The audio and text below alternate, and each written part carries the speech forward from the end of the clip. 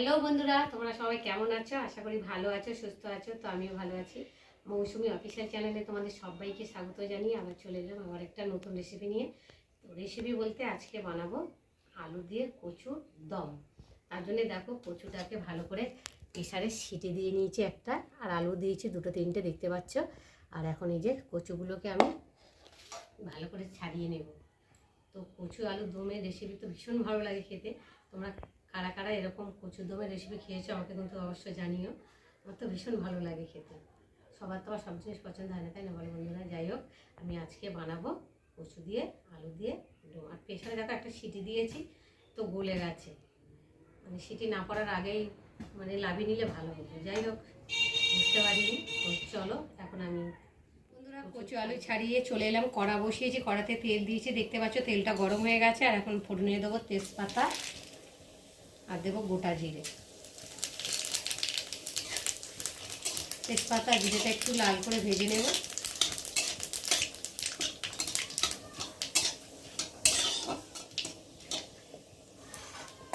এবার দিয়ে দেবো আদা বাটা,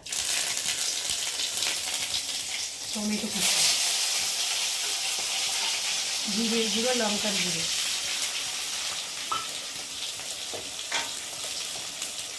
হলুদ গুঁড়ো। আমি মশলাটা ভালো করে কষিয়ে নেব।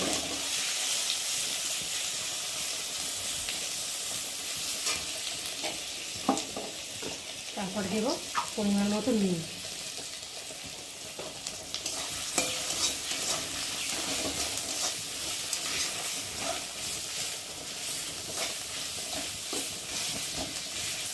মশলাটা ভালোভাবে কষিয়ে নিয়েছি, আর টমেটোটাও গলে গেছে, আর মশলা থেকে তেলও ছেড়ে দিয়েছে। দেখো মশলাটা ভালোভাবে ভাজা হয়ে গেছে। এখন সিদ্ধ করে রাখা আলু আর কচুটা দিয়ে একটু ভালো করে কষিয়ে নেব।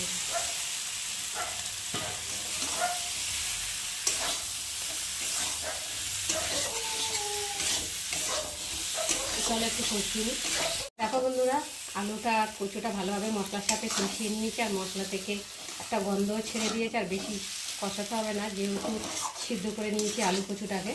আর এখন জল দিয়ে একটু ভালো করে কষিয়ে নেব।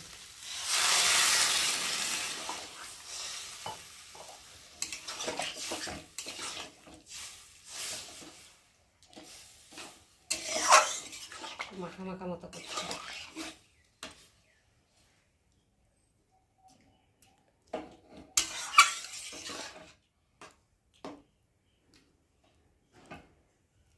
কচু তো আঠালোর মতো লেগে যাচ্ছে, ধরে নিচ্ছি খুন্তির মধ্যে।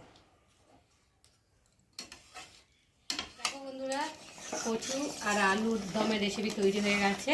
আর নামাবার আগে একটু চিনি দিয়ে দেবো। তোমরা চাইলে গরম মশলাও দিতে পারো, আমি গরম মশলাটা দিলাম না। চিনিটা দিয়ে একটু ভালো করে নেড়ে চেড়ে নামিয়ে নেবো। তো বন্ধুরা, আজকে আমার গাটি কচু রেসিপি কেমন লাগলো তোমরা কিন্তু অবশ্যই কমেন্ট করবে। আর ভালো লাগলে লাইক কমেন্ট শেয়ার করো। আর আমার চ্যানেলে যদি নতুন হয়ে থাকো চ্যানেলটাকে সাবস্ক্রাইব করো। তাহলে তোমাদের সঙ্গে আবার দেখা হবে পরের ব্লগে। ততক্ষণ তোমরা তোমাদের খেয়াল রাখো। তোমরা আমার চ্যানেলটাকে সাবস্ক্রাইব করতে থাকো, আর আমি এদিকে দমটাকে ঢালতে থাকি।